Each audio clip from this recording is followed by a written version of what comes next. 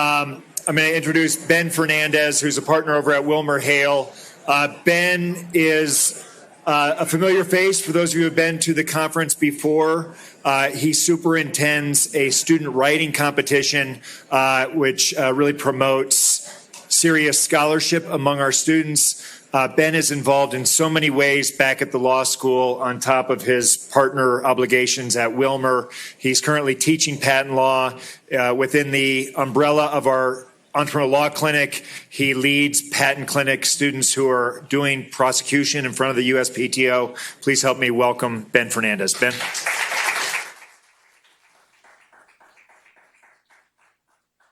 Thanks, Brad. Brad said super intense. I thought he said super intense, and I thought, oh, that's not the edge I'm looking for.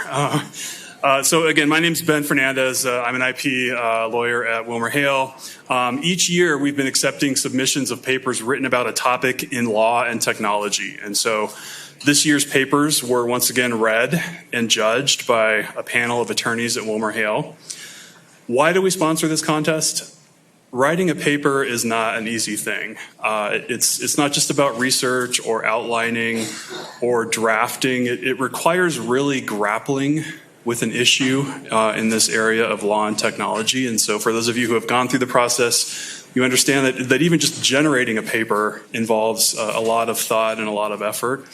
And so that's why we do it, just to promote that kind of grappling with these issues. The winner receives a check for $1,000 and an opportunity for publication in an upcoming issue of the Colorado Technology Law Journal, published here at CU Law. And this marks the 21st year of the contest. So once again, we thoroughly enjoyed reading this year's submissions. It's a challenge to pick a single winner, but as all judges must do, we picked one. And it's not always it's not just based about the topic that's selected. In fact, the topic is just kind of selecting a good topic is just kind of a small portion of the overall grading. But we do have a very interesting topic this year in the winner. And so I'm pleased to announce that the winner this year is Kevin Nguyen. Kevin, if you'd like to come forward, please.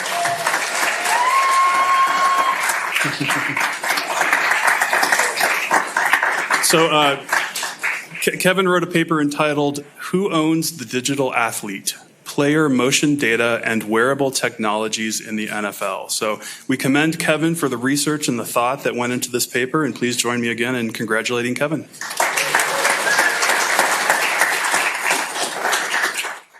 My name is Kevin Nguyen. I'm a 3L here at CU Law. I'm also a two-time Hatfield Summer Scholar. I have the pleasure of introducing the next Fireside Chat as well between the Executive Director of Silicon Flatirons, Brad Bernthal, and former Assistant Secretary of Commerce and Administrator of NTIA, Alan Davidson.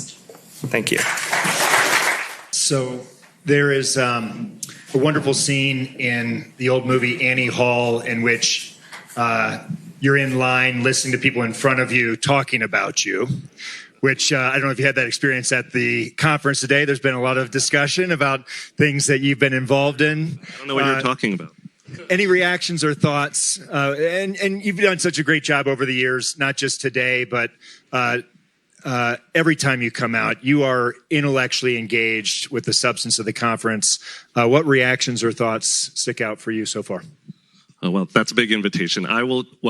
First of all, let me start by saying thank you. Thank you to Silicon Flatirons. Thank you, Brad, for having me today, and also really for supporting me and NTIA all through my time of service at NTIA at the Commerce Department. I think I've spoken here maybe every year that I was NTIA administrator. I was kind of told it was an obligation, actually. And by Dale? It might have been. And I also genuinely have appreciated it as a place to connect with this community, to hear about the big ideas that are out there. It's really so important for those of us in Washington doing this work to be connecting with a broader group of people thinking about these things. And I will say also, I'm so glad to have this opportunity today. This is really the first time since leaving office, and really the first time in 3 years that I've been able to give a talk without a suit and tie on. So, and if not at Flatirons, where, right? So I have a great collection of neckties that are going to be up on, is it Poshmark that the kids use today? Anyway, it is great to be here. There's a lot. We'll unpack it. There's not a lot of. I think the biggest takeaway that people should have from the morning panel where we talked about the BEAD program is how fortunate NTIA was to have Nick Alexander as our policy counsel through the process. Seriously, there he is, and he probably hates me right now for saying that. But also, I just genuinely feel like it was a really historic opportunity to be for service at NTIA. We had these incredible responsibilities that were given to us, and I'm intensely proud, really, of the work that we were able to do. Delighted to have this opportunity to talk a little bit about that. You used the phrase that it felt like a momentous period from your vantage point in terms of your time at NTIA. Can you talk about, why you think from a historical sweep this was a momentous period for NTIA? And as you look out, will it continue to be, or do you think it's going to be different looking ahead? I think part of it is about just the trend lines of why these issues that we work on, that we all work on collectively, are so important, right? The internet has now become the essential medium for communications in our time. That was not obvious, I think, 20 or 30 years ago. Connectivity is essential. Spectrum has become ever more valuable. Being connected in this world is essential for opportunity. And the importance of digital issues and digital policy issues, we're talking about AI, kid safety, privacy, anyway, never been more important than they are today. And NTIA is centrally located in those conversations. And that was part of what always attracted me to the place and why I was so proud to be able to do this work. Couple on top of that, the fact that we were given these really giant missions, the resources to stand up a $50 billion grant portfolio around broadband and digital inclusion. The work that we were able to do on spectrum, the national spectrum strategy that we produced. The work that we were able to do on internet policy issues, AI accountability, openness in AI. Those were all incredible opportunities that we had. And so that was part of it. And I will say, people have sort of joked, we used to joke internally at NTIA, this was sort of peak NTIA, like we were really at a unique moment. I actually don't think it's an aberration. And I like to say this at NTIA, that our best days are still ahead of us. And that's because these trend lines continue. These issues continue to be so centrally important, and we need to continue to build the capacity in government to tackle these big issues. NTIA is not the only place where this work gets done, but it is an important place, and I'm really probably most proud of the team that we were able to build there. I'd like to pick up on that first before we turn to some of the big issues. In particular, about 650 people at NTIA. If you include FirstNet, yes. In your experience leading an organization of that size, what are your reflections in terms of what you learn about what is possible and where the challenges are? And sort of from a leadership and organizational perspective, what do you take away from this? Well, a couple of observations. I guess I would say one of the biggest things that was immediately clear to me, and I knew this going in, but it was really brought home to me, is how dedicated and hardworking our federal workforce is, and certainly the people at NTIA. People who could all be doing something else, really could be making a lot more money out in doing other things outside of government. They are brought together by the mission. They are driven by the desire to meet this moment. And I was so proud of the people and how hard they worked and how dedicated they were to public service. I will also say it is really challenging to build a startup within government. We had very little of the infrastructure needed to build a $50 billion grant program when we started. We had the seeds of it. There was a good reason why Congress gave it to NTIA, I think. But it's a huge challenge, and I could say a lot about the things we could do better about hiring and about how we build things in government. But we made some good choices. We made some mistakes along the way. But I think ultimately we were able to move at what for the government is lightning speed. We talk about the BEAD program, but we were really running 6 broadband grant programs, including on tribal, the Connecting Minority Communities program, 2 digital equity programs. So there's a lot that goes into how you build really a startup within government. Yeah, that kind of speaks to my heart in terms of my activity with the startup community. Really interesting phrasing. As you think about a startup or new venture within an agency like NTA, reflecting, what's one thing you definitely do again? Hey, we got this right. I would definitely do it again. Or if you're advising somebody under similar circumstances, don't do this for the love of God. I think one thing that we really got right, and it was really about the big state grant program, the BEAD program, as we call it, the $42 billion state grant program on broadband. We realized early on that the states were the critical partners here, and that not every state had the capacity to really be able to do the grant making that they were going to be called upon to do. 19 states got over $1 billion, right? And they didn't have, and many states did not even have a single state broadband officer when we started.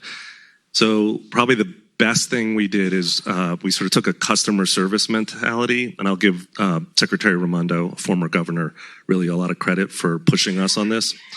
And we created this federal program officers group. So this is people who work for NTIA out in the field, not in Washington, somebody assigned to every state, so that there was a person who woke up every day and thought, how do I make sure that Minnesota or Montana, Mississippi, Rhode Island, how did they succeed in this program? And each of the states had a person that they could reach out to, that they could call if they had questions. And that worked incredibly well, and I just do not think we would have gotten nearly as far without it. Something I think we could have done better. Well, I think we did not anticipate. Well, first of all, I think the statute we were given had a lot of complexity to it. And I think Congress did not fully anticipate, and we didn't either, how difficult it would be to ask the states to go through each of the hurdles they had to. So we have, in that state grant program, each of them had to do a letter of intent. Then they had to do a 5-year plan for how they were going to use money. They had to do an initial proposal. They had to do a challenge process. Then there's a final proposal. In between, there's a sub-granting process. Huge amount of work for the states to do.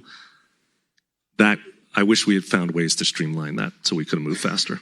So the investors and the board of directors were all over you too much on that side. We'll blame them. And I think that, well, sure, yeah, that's you should definitely blame that. Blame Congress, and no, but that's easy. It's, but I do think there was good intention behind it. I think we're trying to learn from the lessons of programs that had come before, and we said we're going to be data driven. We have to use a map, which we needed a much better map, and so I think there was a sense that in building these programs, we needed to have these checks and balances. We needed these oversight mechanisms, and it came a bit at the cost of pacing. Although, again, if you look at I'm very proud of our track record on our tribal programs. On the programs where we were directly giving out money, we were able to move very quickly. Our middle mile program is another good example. Let's spend a little time talking about spectrum, and in particular, squaring the needs and increasing demand for spectrum with some of the key stakeholders, probably especially the DoD, saying we can't go fast, we need to take our time with this. What perspective do you have about that, how that tension is playing out? Well, I think back to when I started in office, and I will say things were not in the best shape in terms of the federal processes around spectrum management. And, you know, the FCC and NTIA were not necessarily getting along that well. Federal agencies were really not relating well together. We didn't have good processes in place. We had just gone through this bruising public debate about 5G and altimeters that left a lot of people feeling very raw. And so we worked to kind of do the hard work of building the processes up that you need to be able to coordinate among a lot of different competing interests and put in place a national spectrum strategy that I think gives a very good roadmap for how we can meet many of the spectrum needs that we have as a country. And that includes the needs of our federal government agencies, those federal missions around national security, around aviation safety. Like, people really care about those things, and they are really important to our country. So I feel very good about what we were able to do with the National Spectrum Strategy, and we're a year into the implementation of it. There are band studies that are launched. I keep saying, like, this is the greatest gift that we could give to whoever is the FCC chairman in 2 years. You know, we're going to have a real pathway to resolving some of these hard issues around spectrum allocation in the federal government. And there's a lot of other stuff that's in that spectrum strategy too. But so I feel good about that. But I get it. Like, this is we're managing what I like to think of as a multi-trillion-dollar portfolio of federal spectrum assets. Is a non-trivial project, and it is right for people to say, you know, they want to see how much we can push the system. One more topic before we open it up to a student question. Artificial intelligence obviously has been a priority area of work for NTIA in recent years, including Ellen Goodman, who was on the last panel. Talking in the first panel of the afternoon, there was discussion about federal resources available to states being involved. Do you see AI as a place where conversation between state regulators and legislators and those who are going to superintend those regulations in conversation with federal resources is a ripe area for that kind of cooperation? I would say absolutely. I've also learned not to disagree with Ellen. But because she's usually right. You know, on AI generally, I'll just first say, you know, it is obvious to a lot of us that AI is really going to transform, is already transforming a lot of our economy. It is rare to see governments move as quickly as they have, and I think you've seen a rush by governments around the world and at all levels of government, state, local government here too, to try and tackle this problem, which is great. So we're still early in the early days here. I think the federal government, this Biden administration took an approach of saying responsible AI innovation is going to be incredibly beneficial to people, but only if we also tackle these risks long-term and near-term that are facing us. I think there was a lot done, a huge executive order, which has since been repealed, but the work that was in that executive order has already largely taken place. A lot done to start us on the road of confronting some of these tough questions. It's an all-hands-on-deck moment, and I do think that we need to keep thinking about how we build capacity in government to tackle these really, really hard problems, and AI is probably the best example we have right now in front of us of how, in the near term, technology is going to transform our society, and there are going to be dislocations that we need to deal with and risks that we are just getting ahead of. And I think we're going to need everybody as part of this, in part because, if we're honest, Congress and the federal government have been slow to act in a lot of these areas. The states have a real role to play in that vacuum.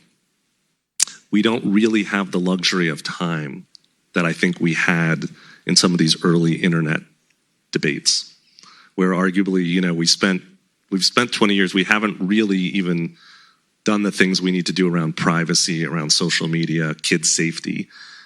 I'm not sure we're going to have the luxury of a decade or 2 decades to figure this out, and we're going to need every part of our governmental system on board to help. And that's also, I'd say that's my message also to students here. We need you at whatever level of government, working for the state attorney general's office, working for NTIA. We have a long history of trying to bring in great talent from CU, including Kaylee, if she's here. I saw her earlier. Was just an intern for us. There she is. Hi. So yes, talk to her. NTIA is a great place to work. Come work for us this summer. But I would just say, whatever you do, we need more of you in this space. People who understand and have good intuitions about technology and its impact on society. You're always fantastic about behind the scenes when you come out interacting with students, giving talks. Let's give the first question to a student here at CU. And you've helpfully pointed out Kaylee in case no one jumps on this grenade. Sorry, Kaylee. Yeah, let's come up here. Do we have a microphone that we can run out? If not, I can. Shout it, I'll repeat the question. Go ahead.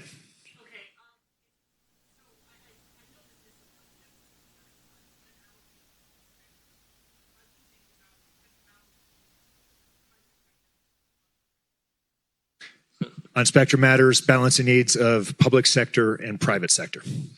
I mean, this is a huge part of what we collectively do within the federal government.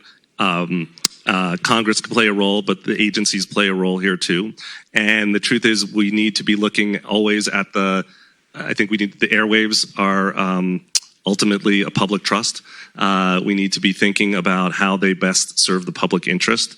And I think you've seen the federal government act in a way that has recognized the wide variety of needs that are out there and how, whether it's licensed spectrum, unlicensed spectrum, new spectrum sharing models that we're all exploring, the many uses of spectrum by our federal agencies. And I think it's just a constant balancing act, a constant need to work with, and I'll say this, the industry was incredibly helpful and an important part of the conversations we had around the national spectrum strategy to be able to understand where the needs for spectrum were going.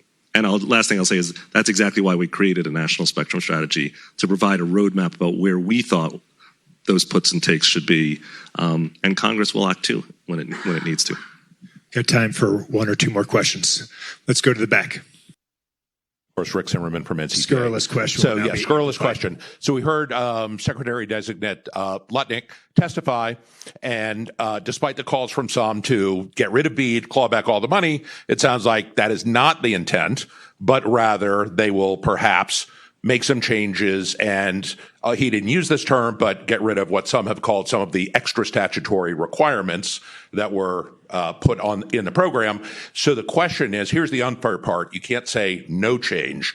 If you were going to change the BEAD program as it exists now, what changes would you make given the constraints that, or where we sit now with an incoming administration, et cetera? There was a whisper here, a suggestion of the challenge process as a. There are a lot of. I think there are plenty of things that could be changed. I think I would emphasize changing things that have a minimal impact on the states that are already far along in this process. There's been so much work done by the states, I don't know if Ms. Deanne is still here, but I would say, Montana's a great example. It's pretty far down the road. You've got 3 states that have had their final proposals approved now. There are a whole bunch of others that are teed up.